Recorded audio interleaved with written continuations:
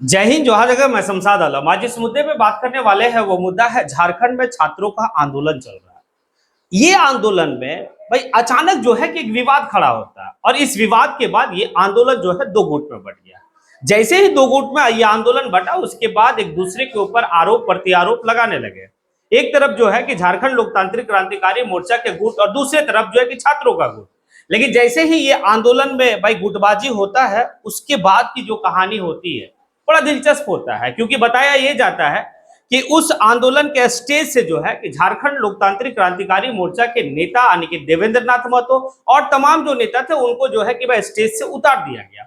उसके बाद जो है जो दृश्य देखा गया कि भाई रात में उस स्टेज को छोड़ के जो छात्र थे वो अपना एक अलग गुट बना लिए और झारखंड लोकतांत्रिक क्रांतिकारी मोर्चा को एक साइड रख दिया। उसके बाद आरोप जो है लगता है ये कि भाई जो छात्रों के तरफ से आरोप लगाया गया झारखंड लोकतांत्रिक क्रांतिकारी मोर्चा के नेताओं के ऊपर और उनकी जो है कि पूरी पार्टी के ऊपर कि रूलिंग पार्टी का ये बी टीम यानी कि झारखंड मुक्ति मोर्चा का ये बी टीम है और पूरे आंदोलन को ये हाईजेक करना चाहता है। अब देखिए जो सारी बात हुई उसके बाद डुमरी के विधायक जयराम महतो यानी कि झारखंड लोकतांत्रिक क्रांतिकारी मोर्चा के सुप्रीमो भाई वो जो है कि एक अपना प्रतिक्रिया जाहिर करते हैं। उन्होंने जो है कि बात को रखा इस विवाद को लेकर, आखिर बात क्या रहा ये भी समझेंगे इस वीडियो में और साथ ही साथ ये भी देखेंगे कि आखिर जो आरोप झारखंड लोकतांत्रिक क्रांतिकारी मोर्चा के ऊपर लगाया गया आखिर कितना सत्य है और फिर इधर से जो आरोप उस साइड को लगाया गया ये कोचिंग संचालकों के ऊपर वो कितना सत्य है।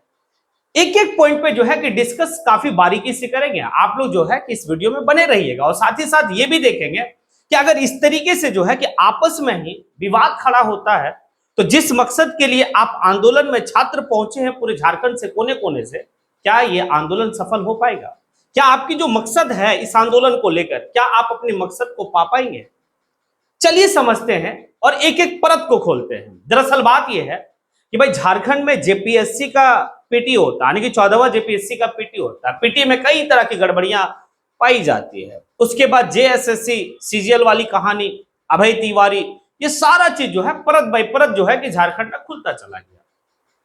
अब आप देखे थे कि भाई दिल्ली के जंतर मंतर पे किस तरीके से जो है कि एक प्रोटेस्ट चल रहा था और वो प्रोटेस्ट था केंद्र सरकार के खिलाफ में, क्योंकि भाई नीट का पेपर लीक होता है। इस बात को लेकर पूरे हिंदुस्तान में जितने भी छात्र एक्टिविस्ट है सब जो है कि भाई इस सरकार की रवैया और पेपर लीक की जो परंपरा चलती आ रही थी इसके खिलाफ में काफी बड़ा आंदोलन हुआ। उस आंदोलन में झारखंड के एकमात्र प्रतिनिधि यानी कि डुमरी के विधायक जयराम महतो वो पहुंचते हैं और वहां के जो आंदोलनकारी थे, वहां के जो छात्र आंदोलन करते हैं उनको अपना एक समर्थन देते हैं। उसके बाद वो रिटर्न जो है कि भाई झारखंड आते हैं। झारखंड आने के बाद तुरंत अपनी टीम के साथ उसमें देवेंद्र नाथ महतो, जयराम महतो, पूजा महतो, ये तमाम लोग जो है भाई राज्यपाल महोदय से मिलते हैं। उसके बाद जो है कि प्रदेश के मुख्यमंत्री हेमंत सोरेन से मिलते हैं। मिलने के बाद उनसे डिमांड करते हैं। डिमांड होती है कि भाई जांच हो, बेहतर तरीके से हो और अगले दिन जो जेपीएससी का भाई चेयरमैन है वो इस्तीफा देता है। उसके बाद अभय तिवारी की कहानी सामने आती है।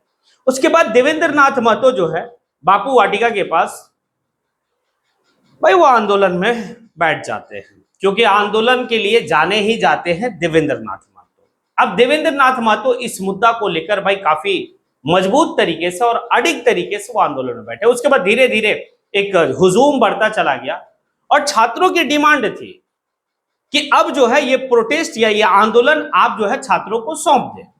बाकायदे देवेंद्र नाथ महतो जो है सौंप भी देते हैं, क्योंकि भाई देवेंद्र नाथ महतो कभी भी जो है ये स्वार्थ के भाव से वो आंदोलन नहीं किए हैं, निस्वार्थ के भाव से। भाई उनको कौन बोल सकता है किस तरीके से पुलिस की बर्बरता लाठी उनके ऊपर चली है, भूलेगा कोई? तो आखिर वो हाईजेक क्यों करेंगे? वो दे दिए ना। लेकिन उसके बाद की कहानी आगे चलती है। कहानी यूं होता है कि भाई शुक्रवार की रात में भाई काफी गहमागहमी चलता है। एक तरफ जो है कि झारखंड लोकतांत्रिक क्रांतिकारी मोर्चा के नेता स्टेज पे हैं।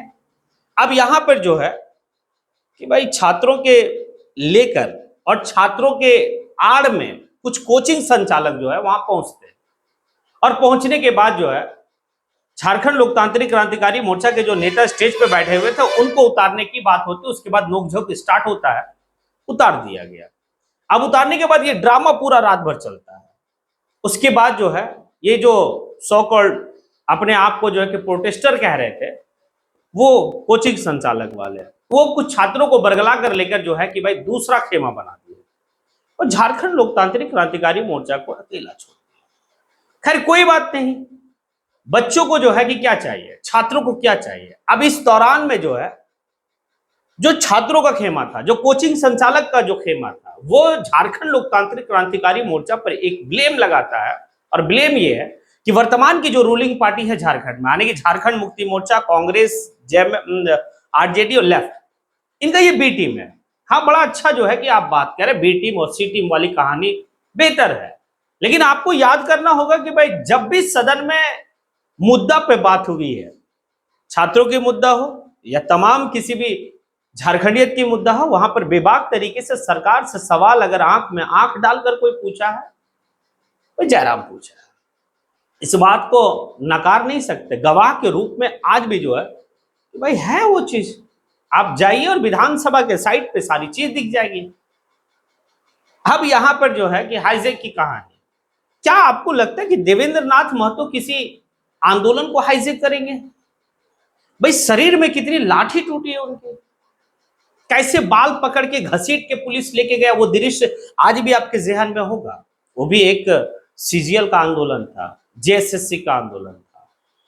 भाई कितना लाठी, और जाके इलाज जब है भाई दिल्ली में होता, कई बार जेल गया, और वो आंदोलन को हाईजेक करेगा, ये थोड़ा सा समझ से परे है। लेकिन अब इसी दौरान में जो है कि एंट्री होती है डुमरी के विधायक जयराम महतो। जयराम महतो स्पष्ट कहते हैं इस बात को कि भाई वो जो छात्र है ना, वो हमारे लोग का विरोध नहीं कर रहे। कुछ यूपी और बिहार के जो झारखंड में कोचिंग संचालक हैं और वो बीजेपी के शरण में जो है कि भाई पले बड़े हैं, वो विरोध कर रहे हैं, और ये कतई बर्दाश्त करने वाला चीज नहीं है। और ये बात सही है भाई। एक जो है कि कोचिंग संचालक है जो हर प्रोटेस्ट में जो है कि अपने आप को छात्र का हितैषी बताता है, उसका आप एक्स पे जाके देखेंगे तो भाई मोदी जी से वो गुहार लगाता है और कहता है कि दिल्ली के जंतर मंतर पे जो प्रोटेस्ट हो रहा, इसको आप सबक सिखाइए। हाँ, दिल्ली के जंतर मंतर पे जो छात्र प्रोटेस्ट कर रहे थे, वो सब जो है कि एंटी नेशनल थे, देशद्रोही थे। ये कोचिंग संचालक के एक बहुत बड़ा महाअनुभव है, वो उनका कहना था। भाई उनका एक भी पोस्ट जो है कि दिल्ली के जंतर मंतर पे प्रोटेस्ट चल रहा था, उसके ये में समर्थन में नहीं था। अगर आप इतने ही बड़ा हितैषी थे तो आप दिल्ली के जंतर मंतर गए रहते, क्योंकि झारखंड के काफी ऐसे लोग हैं और कोने कोने से जो है कि उठकर वहां पे गए थे।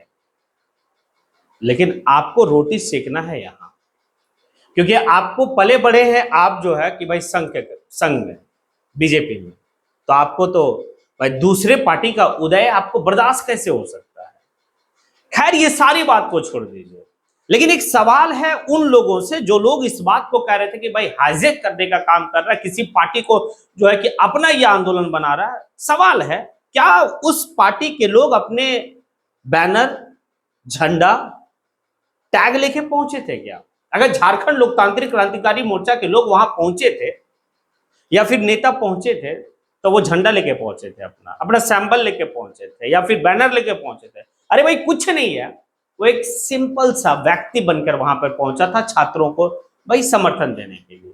देवेंद्र नाथ महतो आज कोई नया आंदोलन तो नहीं कर रहा भाई, वो उस वक्त से आंदोलन कर रहा जब वो झारखंड लोकतांत्रिक क्रांतिकारी मोर्चा में नहीं था, उस वक्त से आंदोलन कर रहा।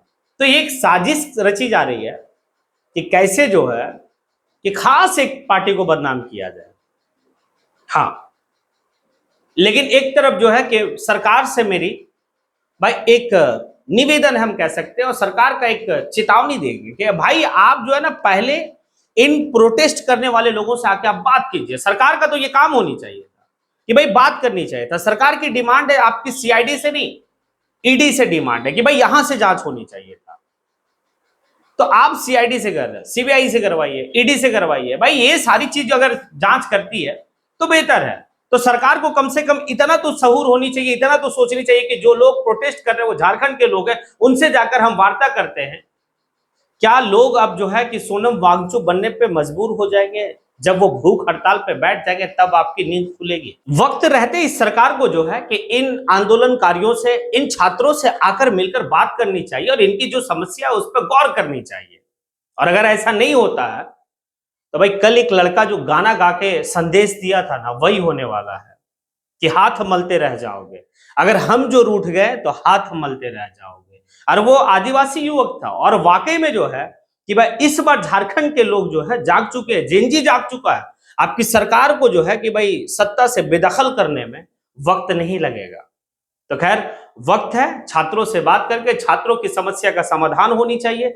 छात्र जो है कि भाई जो मांग कर रहा है कि भाई किसी भी एग्जाम में गड़बड़ी ना हो, बेहतर तरीके से फेयर एग्जाम हो, और झारखंड में वो जो नौकरी बेची जाती है वो परंपरा और वो सिस्टम को खत्म कर दिया जाए।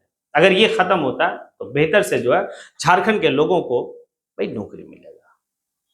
चलिए खैर, आप अब जो है कि कमेंट सेशन में आइए, कमेंट करके बताइए कि मैंने जो बात कहा, ये जो विवाद दो विवाद है, यानी कि ये आंदोलन विवाद की ओर चला गया, इसको आप किस रूप में देखते हैं? क्या जो आरोप झारखंड लोकतांत्रिक क्रांतिकारी मोर्चा के ऊपर लगाया जा रहा है, क्या ये सच में है आरोप सही है या फिर बेबुनियाद है? और क्या उधर जो आरोप लगाया जा रहा है कि भाई कुछ उत्तर प्रदेश और बिहार के कोचिंग संचालक हैं जो इस आंदोलन को भाई खराब करना चाह रहे हैं और हमें बदलाव करने की एक साजिश रची जा रही है, क्या ये सही है? अगर आपको लगता हाँ ये सब सही है तो फिर आप कमेंट सेशन में ये कमेंट कीजिए। इसी के साथ मैं अपनी बात को यहीं पे समेटता हूं। जय।